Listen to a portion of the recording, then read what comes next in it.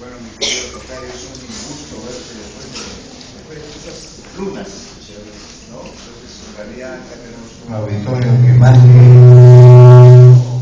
escucharme a mí, quiere escucharte a ti. Entonces, quisiera que nos digas cómo te sientes ante esta manifestación de simpatía hacia tu obra, hacia tu persona. Tú sabes que yo soy también uno de tus admiradores desde hace muchos años. Quisiera que nos regales alguna de tus reflexiones esta noche, un homenaje tan merecido a ti.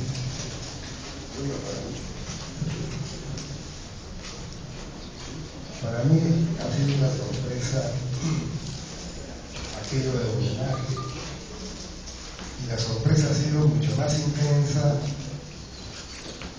cuando me he dado cuenta que el homenaje se ha programado dentro del marco o enmarcado por un acontecimiento académico como es este Congreso Internacional de Literatura Afro-Latinoamericana y Afroperuana. Mi agradecimiento, naturalmente, se impone ante la sorpresa que he recibido y se impone hacia los organizadores de este Congreso, a quienes desde aquí y ahora les manifiesto desde lo más recóndito de mi corazón que estoy muy agradecido. Bueno, lo primero que tendría que hacer yo es agradecer también esta oportunidad de conversar contigo. Me siento muy honrado de estar en este Congreso de Escritores, en esta reunión de camaradería latinoamericana y quizá más allá de eso. Y quisiera preguntarte, uno de tus libros más importantes sin duda es Monólogo desde las Tinieblas, que yo tuve oportunidad de leer, de disfrutar con cada uno de los textos que tú preparaste. Es una obra memorable. ¿Qué sentimientos te suscita este libro que tú publicaste hace muchos años y que sin duda es un referente importante para todos nuestros lectores? Es curioso lo que ocurrió con Monólogo de las Tinieblas a raíz de su aparición.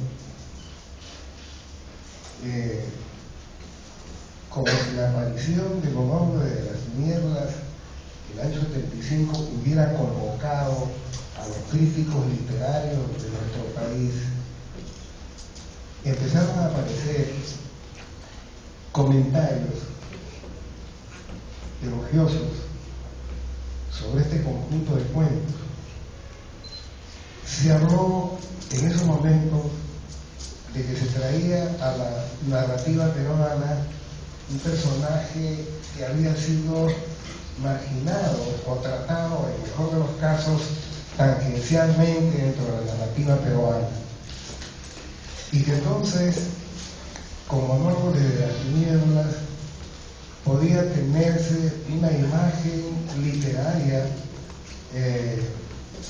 si no completa, por lo menos bastante configurativa del afrodescendiente campesino, porque hay que recordar que los cuentos de este libro tienen como personajes a campesinos afrodescendientes. Bueno, a mí me impresionó gratamente, por supuesto, la forma como la crítica literaria había recibido este humilde libro de cuentos, tan humilde como sus propios personajes. Sí, es un libro que por otra parte pues ha tenido un éxito de crítica, de apreciaciones.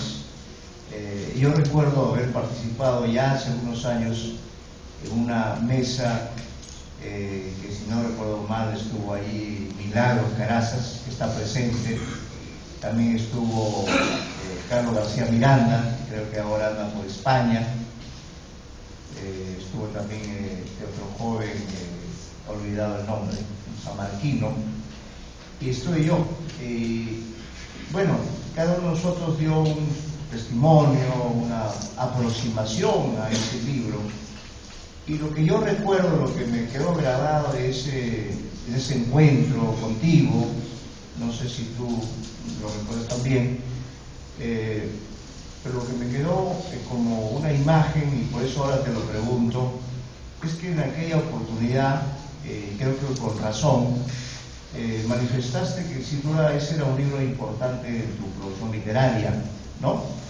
Pero que no lo era todo, es decir, que no, de alguna forma tú renunciabas a que se te encasille, a que solamente se te considere o se te valore dentro de la literatura peruana por ese otro libro, porque sin duda tu obra es variada, es diversa, tienes otras facetas, ¿no? Eres también un narrador de historias ambientadas en la ciudad, en Lima, tienes algunos textos de metaficción, juegas también con esos niveles, de manera que me gustaría también algunas reflexiones sobre eso que dijiste aquella noche, ¿no? Que es un hito, pero tampoco es lo único que tú has hecho. Claro. En realidad, el mismo libro, Monólogo desde las Tinieblas, va a recibir 13 años después, el 99, el siglo pasado, 6 cuentos más, en los que fundamentalmente toco el problema de la discriminación racial contra el afrodescendiente de manera más desarrollada, de manera más detenida, de manera más explícita. A eso me refería, entre otras cosas, a aquello de que no era todo lo que había ahí. Incluso yo diría ahora algo que nunca lo he manifestado, pero que lo vengo pensando desde hace mucho tiempo, y es esto: para mí, Monólogo desde las Tinieblas es un libro interminable.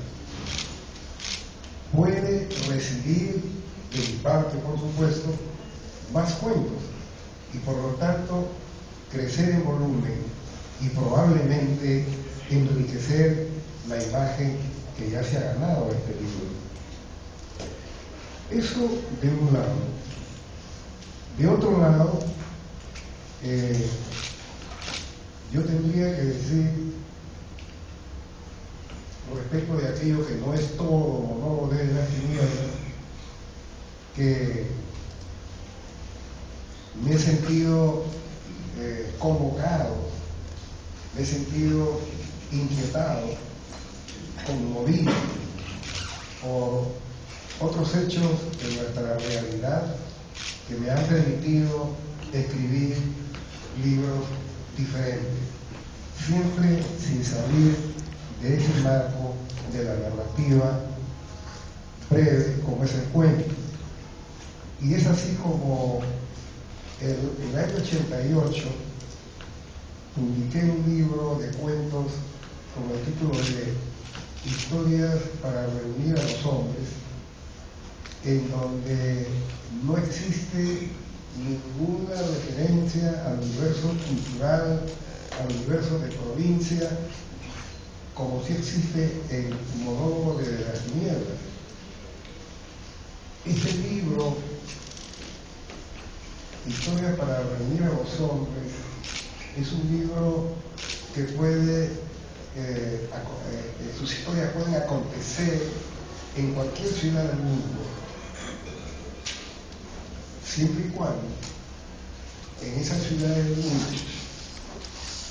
la gente, junto con la felicidad cotidiana que suele conquistarla a fuerza de cuestiones estrictamente personales y familiares, sufra también, sufra la injusticia, sufra la pobreza, sufra la falta de entendimiento y sobre todo sea víctima del poder. Posteriormente he escrito otro libro de cuentos que tampoco tiene ese universo cultural, campesino y provinciano de Monólogo de las Tinieblas. Me estoy refiriendo a este libro titulado Cuaderno de Agravios y Lamentaciones. Un libro de cuentos en donde hay una imagen de poder, cómo el poder aplasta a los individuos humildes, a los individuos que no tienen cómo defenderse, aunque a veces se ven obligados a armar una especie de organización con los amigos o los allegados para poder defenderse de ese poder.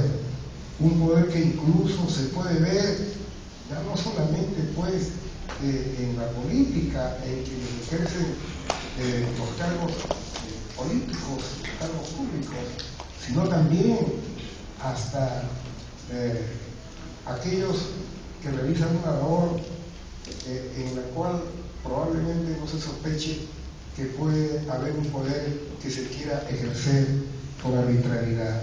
Hay un cuento ahí sobre el poder que tiene el cobrador de los pasajes de un ómnibus de servicio público. Bueno, ese tipo de cosas conforman la otra cara o las otras caras de la producción literaria mía. Pero hay un libro también que inició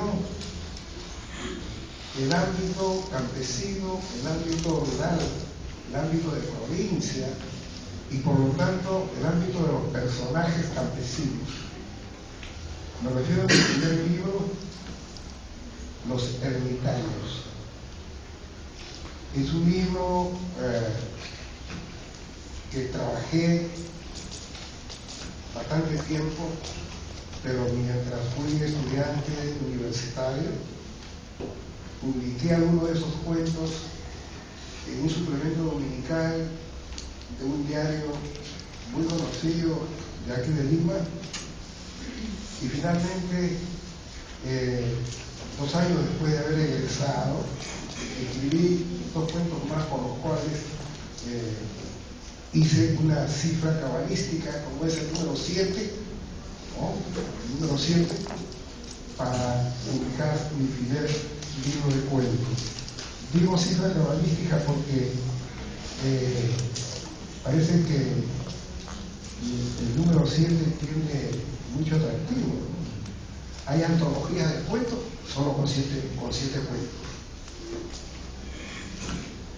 Conozco una antología de cuentos norteamericanos con 7 cuentos. Y de autores, ni hablar. Solo 7 cuentos y nada más. Bueno, yo reuní 7 cuentos y publiqué mi primer libro.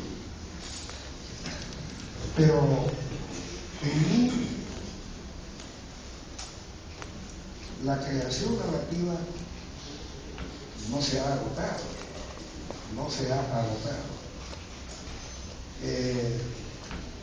Tengo trabajado ya y por lo tanto bastante avanzado un libro de cuentos cuyo título es el título de uno de los cuentos que va a conformar el volumen. Los Ermitaños es el título del primer libro y es un título general. Ninguno de los cuentos integrantes del libro lleva ese título. Monólogo de las Tinieblas es un nombre de la índole de los ermitaños. No hay ningún cuento con ese título. Es un nombre general. Es un nombre que quiere dar una imagen total, como en el caso de los ermitaños. Historia para reunir a los hombres también. No hay ningún cuento en ese tercer libro titulado Historias para reunir a los hombres. En el caso que estoy señalando, este otro libro de cuentos, el título va a ser diferente. Uno de los cuentos va a dar título a todo el libro, La casa apartada. Espero que ese libro se publique el año entrante, porque ya estamos por finalizar el presente año. Pero tratándose de novela, tengo unos proyectos avanzados.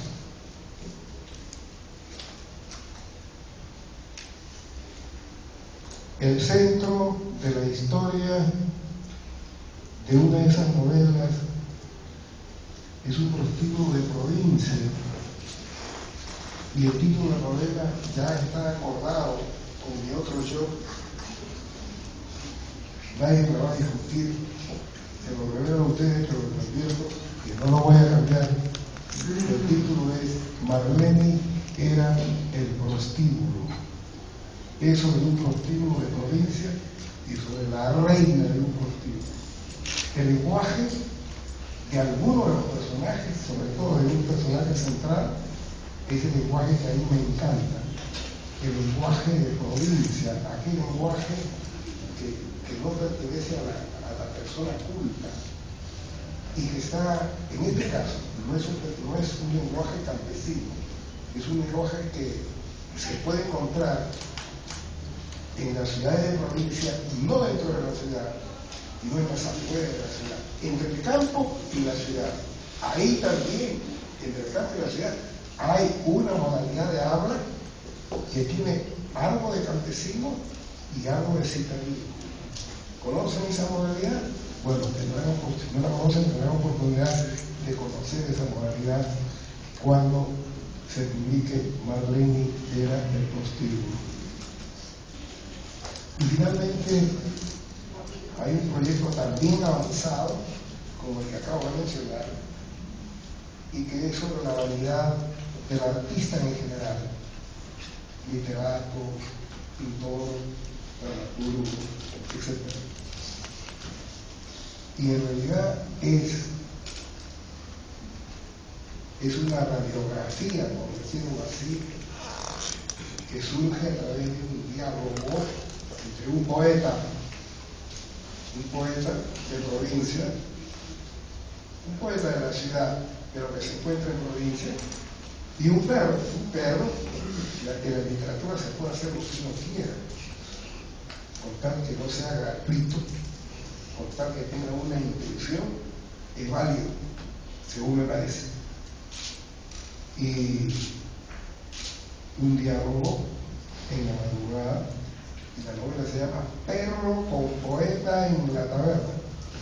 Primero pensé que debía llamarse Poeta con perro, pero luego me di cuenta que de repente perro podría ser tomado como un adjetivo referente al poeta, que tiene una cualidad llamada perro.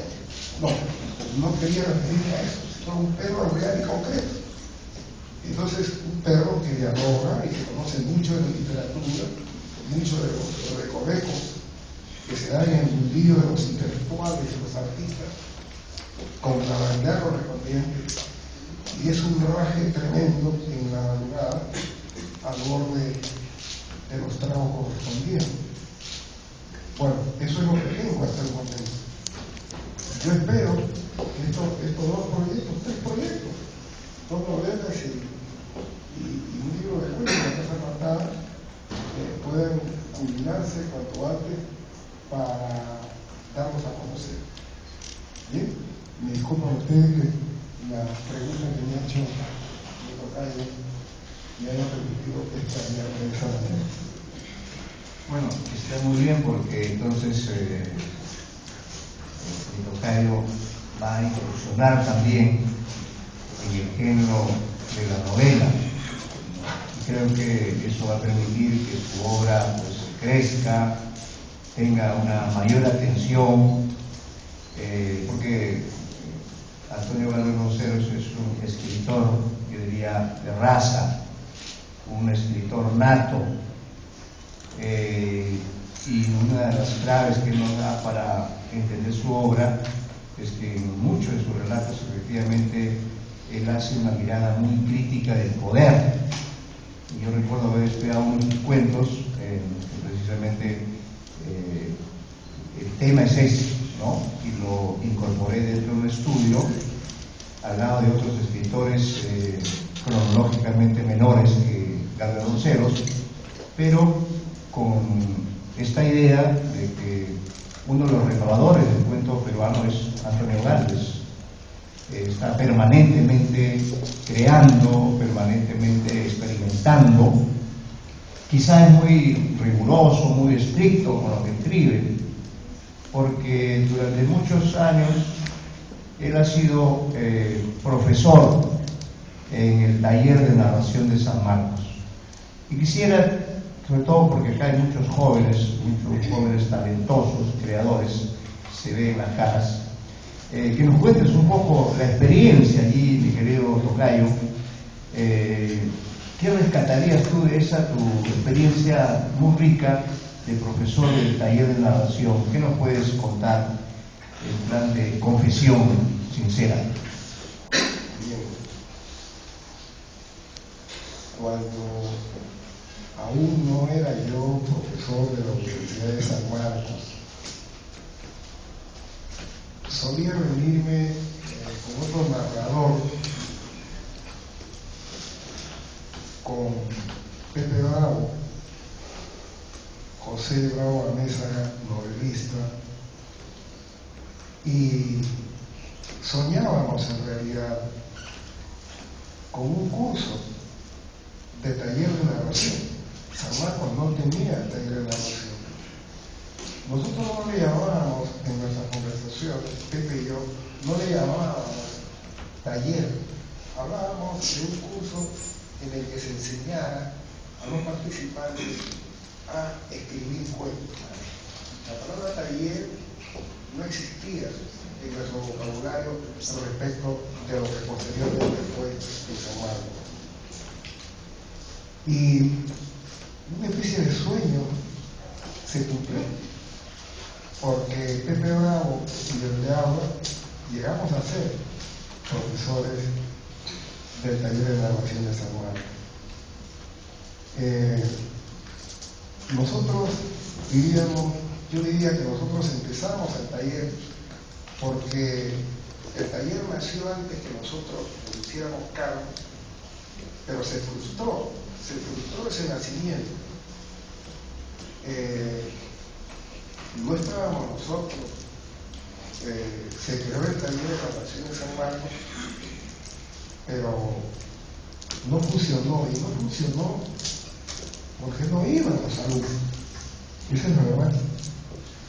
Creo que eso fue el 73, me parece. 73, 72. Pepe Bravo y yo nos hicimos cargo del taller, si mal no recuerdo, el 74. Yo había abandonado los estudios de literatura. Yo había estudiado en San Marcos literatura, pero no había terminado, y me faltaban 26 créditos para concluir la carrera. Y decidí el año 75 concluir mis estudios de literatura, para lo cual dejé el taller de narración para poder matricularme en ese curso. Y yo recuerdo que uno de los profesores ese año del taller fue Edgardo Rivera Martínez, me acuerdo mucho.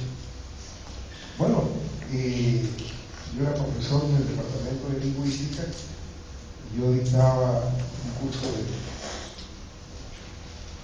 de lenguaje, sobre todo de redacción, aspecto importante dentro de ese curso de San Marcos, y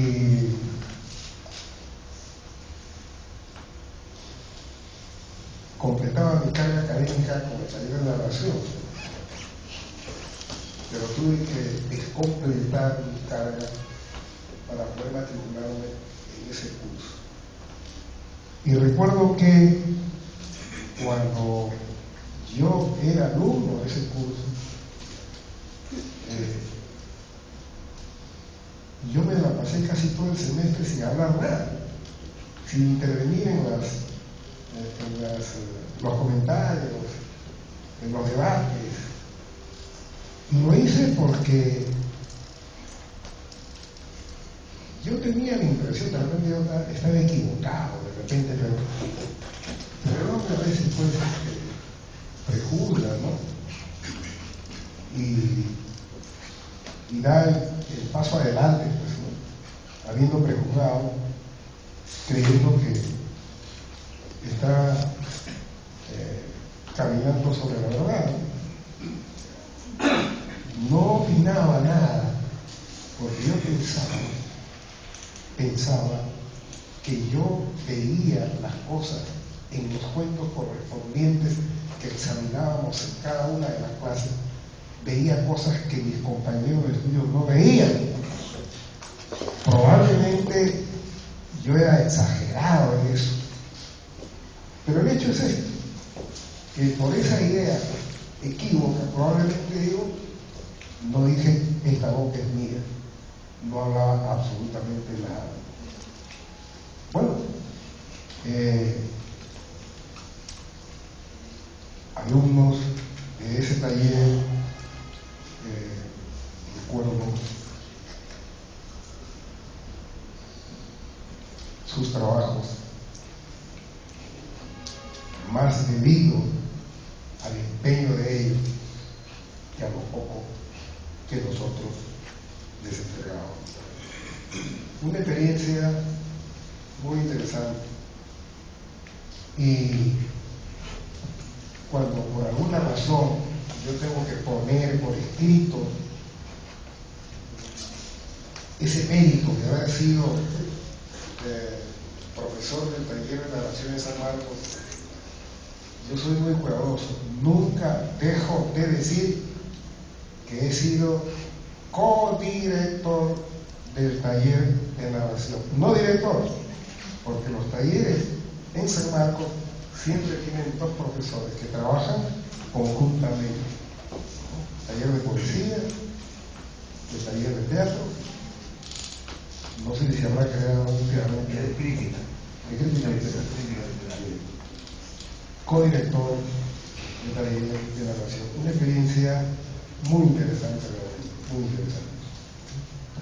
Bueno, tocayo, para volver a la literatura de la negritud, la literatura de los afrodescendientes, Monólogo de las Tinieblas es un hito pues, en el desarrollo de la literatura en el Perú. Quisiera preguntarte en qué medida has tenido oportunidad de ver el desarrollo de esta literatura a partir del hito que tú marcaste. ¿Has podido seguir, apreciar, valorar alguna de esas obras que estén dentro de esa tendencia? ¿Podrías decirnos algo al respecto? Bueno, según observo, no hay continuadores así en el país para este tipo de literatura. Es decir, para una narrativa, estoy hablando de cuentos naturalmente, ¿no? De cuentos. Una narrativa en la que en las historias que se cuentan, el personaje central o los personajes centrales son afrodescendientes. Es más, no son personajes ilustrados, no son citadinos, son campesinos. Y como no son personajes ilustrados, manejan no el español estándar, sino una modalidad de habla, en primer lugar, como base propiamente campesina, pero sobre ello algunas peculiaridades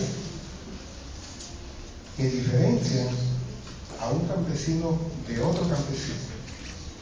Hay negro campesino, hay mestizo campesino, hay afrodescendiente campesino, hay mestizo campesino. Y el lenguaje es diferente, el lenguaje coloquial es diferente. Los dos están emparentados. ¿Por qué? Porque la realidad campesina les ha puesto necesidades semejantes para poder expresarse. Como no son ilustrados, el campesino no se queda mudo. El campesino tiene que hablar. El campesino utiliza en consecuencia imágenes, metáforas, símiles,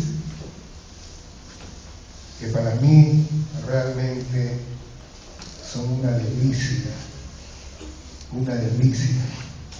escuchar hablar a los campesinos.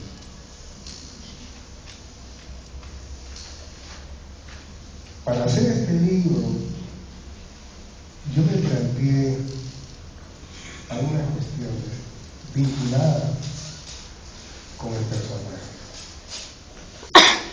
No es un personaje citadino. Si es un afrodescendiente que vive en la ciudad, que ha nacido en la ciudad, su lenguaje es diferente. Su lenguaje es estándar, que puede recibir forma de habla popular correspondiente a su ámbito barrial y puede recibir también formas de habla de las personas que él frecuenta, porque si es estudiante de la universidad tendrá cierta jerga propia de los estudiantes universitarios que combinará con forma de habla popular de la ciudad y su lengua estándar. Pero un campesino no es así. Un campesino solo dispone de un vocabulario, no diré estrecho, pero de ninguna manera cuantioso. Pero en cambio tiene la imaginación para poder crear expresiones que constituyan metáforas, imágenes, símiles que algunas veces nos pueden parecer, y de hecho son graciosas, aunque el personaje no se lo haya propuesto, no se haya propuesto ser gracioso de ninguna manera. Conocer esa modalidad de habla me significó a mí algo muy grato, el estar cerca de esos personajes en la realidad. Y a fuerza de degustar, para mí esa es la palabra, a fuerza de degustar esa modalidad de habla del afrodescendiente campesino, creo, yo puedo equivocarme, creo que he tocado la llave, es decir, la clave de una modalidad de habla correspondiente a ese personaje de la realidad que me permite a mí no trabajar como los lingüistas, con una grabadora o con lo que sea, para poder escribir cuando mis personajes campesinos, afrodescendientes, tienen que hablar en las historias que construyen. No, sino simplemente el conocimiento, después de haberlos oído una y otra vez, me ha permitido, creo yo, tener lo que yo llamaría el espíritu del habla, el espíritu que caracteriza a esa habla y que a mí me permite crear una serie de expresiones siguiendo lo que yo he visto, lo que yo he percibido de la realidad. Por eso digo, tocar la clave o la llave, o disponer de la clave o la llave de esa modalidad de habla, le permite al escritor generar parlamentos, sean diálogos, sean monólogos de este personaje en las historias que yo construyo. Y pienso yo que aparte de algunos rasgos culturales del universo de este personaje, aparte de eso, lo esencial para mí en este mundo de estos personajes es el lenguaje. Y pienso que probablemente el lector haya recibido una modalidad de habla que le permita decir: quien está hablando aquí no es un hombre de la ciudad, quien está hablando aquí no es un hombre ilustrado, quien está hablando aquí es un campesino. Pero como hay mestizos campesinos y hay afrodescendientes campesinos, la variación fonética de las palabras, en muchos casos, es un signo mediante el cual yo he querido diferenciar a este campesino de los otros campesinos.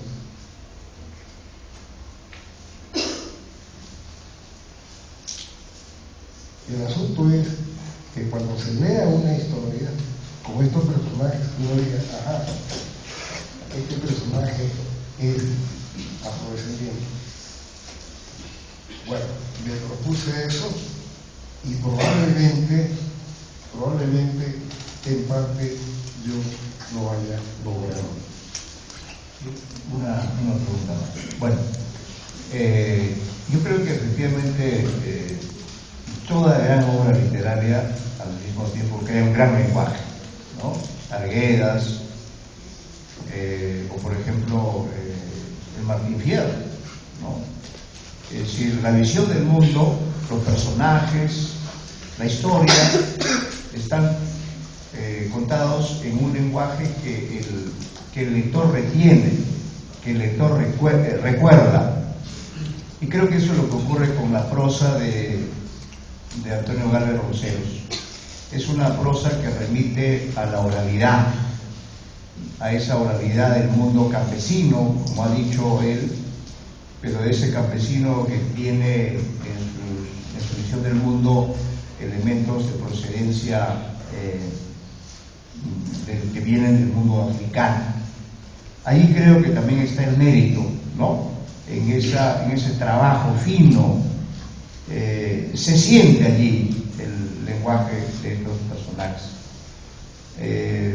Yo quería preguntarle, y bueno, otro elemento además muy importante dentro de esta visión alegre es el humor, ¿no? Las historias uno las recuerda. Aquí uno recuerda, por ejemplo, Toironca, ¿no? O muchos otros relatos aquí con mucho humor. Pero en esa línea justamente de lo importante que ha sido dentro de tu creación ese plano del lenguaje, de una lengua literaria que como dices es una mezcla maravillosa. ¿Cómo evalúas, por ejemplo, el trabajo o la creación que hizo un escritor importante como Nicomé de Santa Cruz, o incluso nuestro común amigo Gregorio Martínez? Quisiera tu opinión, sobre todo como lector. ¿Cómo aprecias la creación de ambos autores? Ambos son personas vinculadas a la literatura peruana, personas que yo aprecio naturalmente. Soy amigo de Gregorio Martínez, hace unos años se fue al extranjero, está por acá, pero no tuve la suerte de ser amigo de Nicomé de Santa Cruz. Quizá razones de generación lo impidieron. Pero Nicomedes Santa Cruz siempre lo he visto yo como autor, un autor incansable por el universo del personaje afrodescendiente. Felizmente ha sido valorado en los últimos años porque la crítica, mientras él seguía incansablemente escribiendo su poesía negrista, como le llaman los centroamericanos, la crítica no decía absolutamente nada. Tengo entendido que San Marcos le rindió un homenaje hace algunos años a la Facultad de Letras. En buena hora. Una lástima que no esté con nosotros, es decir, en este mundo, porque de otra manera Nicomedes Santa Cruz hubiera sido en este certamen, este congreso internacional, hubiera sido un personaje muy importante. Respecto de Gregorio Martínez, del mismo departamento de Ica, yo soy de Chincha, para llegar a Alaska hay que pasar por Pisco, y bueno, él quiere mucho al sector de Alaska en donde nació. Siempre hablaba mucho de Coyumbo, ¿no? Y es un fiel hijo de su tierra. Sus personajes están afincados, en muchos de sus relatos están afincados en ese lugar llamado Coyumbo. Considero que Gregorio Martínez es importante en este proceso de la literatura en relación con el personaje afrodescendiente de la narrativa peruana. Muchas gracias, mi querido Ricardo. Muchas gracias.